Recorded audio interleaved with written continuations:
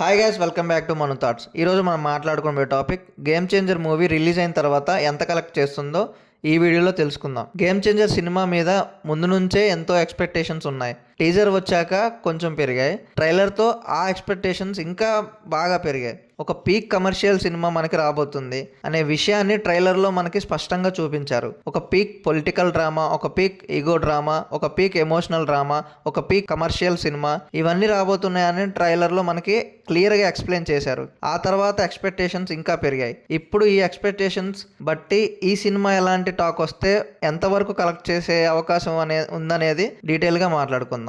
Get in to the video. First main market Telugu గురించి మాట్లాడుకుందాం. రామ్ చరణ్ గారు ఆఫ్టర్ RRR తర్వాత పాన్ ఇండియా స్టార్ అయినప్పటికీ కూడా డెఫినెట్గా ఇది స్ట్రైట్ ఫిలిం, సీక్వెల్ ఫ్యాక్టర్ కాదు. ఇప్పుడు ఈ సినిమా ఎంత కలెక్ట్ చేయొచ్చు, తెలుగు లాంగ్వేజ్ నుంచి ఎంత కలెక్ట్ చేయొచ్చు, ఇప్పుడు తెలంగాణలో అంత కలెక్షన్స్ ఎక్స్పెక్ట్ చేయలేం. ఎందుకంటే రీసెంట్గా కొన్ని కారణాల వల్ల తెలంగాణ ముఖ్యమంత్రి రేవంత్ రెడ్డి గారు నేను హైక్స్కి ఒప్పుకోను, నేను స్పెషల్ షోస్కి ఒప్పుకోను, పర్మిషన్ ఇవ్వను అని చెప్పేశారు మీటింగ్ పెట్టి.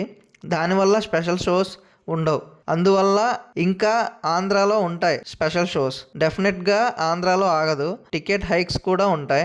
దీన్ని మనం కన్సిడర్ చేసి చూసుకోవాలి కలెక్షన్స్ గురించి. బేసిక్గా టికెట్ హైక్స్ ఉంటే 5 to 10% బూస్ట్ ఉంటుంది కలెక్షన్ పరంగా. ఇది సంక్రాంతికి రిలీజ్ అవుతున్న సినిమా, నార్మల్ డేస్లో రిలీజ్ అవుతున్నది కాదు. ఒక పెద్ద హీరో కమర్షియల్ సినిమాతో సంక్రాంతి రోజు అంటే 5 days పబ్లిక్ హాలిడేస్ ఉంటాయి. ఆ టైంలో సినిమా రిలీజ్ అవ్వడం అంటే ఎంతో మంది ఆడియన్స్ని డైరెక్ట్గా ఆకట్టుకోవడమే. అలాంటి డేట్స్లో రామ్ చరణ్ గారి లాంటి ఒక స్టార్ హీరో RRR లాంటి పాన్ ఇండియా సినిమా తర్వాత వస్తూ ఒక సోలో సినిమాతో ఎన్నో ఏళ్ల తర్వాత జనాల ముందుకు వస్తున్నప్పుడు డెఫినెట్గా చాలా హ్యూజ్ లెవెల్లో కొడుతుందని అనిపిస్తుంది. నా ఎక్స్పెక్టేషన్స్ ఏంటంటే ఓన్లీ తెలుగులో అప్రాక్సిమేట్లీ ఈ సీజన్ అంతా చూస్తే ఓన్లీ ఫ్రమ్ తెలుగు మార్కెట్ ఈ సినిమా 400+ crores కలెక్ట్ చేసే అవకాశం ఉందని అనిపిస్తుంది.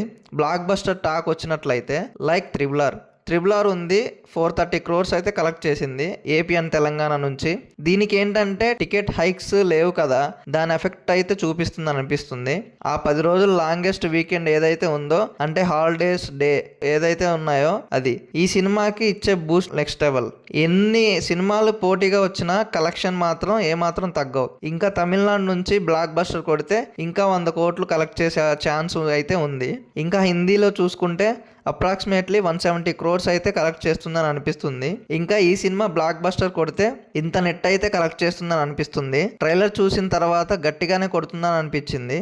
చూడాలి, ఈ సినిమా వచ్చేంత వరకు వెయిట్ చేయాల్సిందే. ఈ సినిమా మిక్స్డ్ టాక్ వచ్చినా కూడా ఓవరాల్గా 550 crores అయితే కలెక్ట్ చేస్తుందని అనిపిస్తుంది. ఇంకా బ్లాక్ బస్టర్ టాక్ వస్తే 700 crores అయితే కలెక్ట్ చేస్తుందని అనిపిస్తుంది. ఇది ఎస్టిమేషన్. ఈ సినిమా రిలీజ్ అయిన తర్వాత ఎంతవరకు కలెక్ట్ చేస్తుందని అనిపిస్తుందో కింద కామెంట్ చేయండి. మరిన్ని టాపిక్స్ కోసం please subscribe to my channel.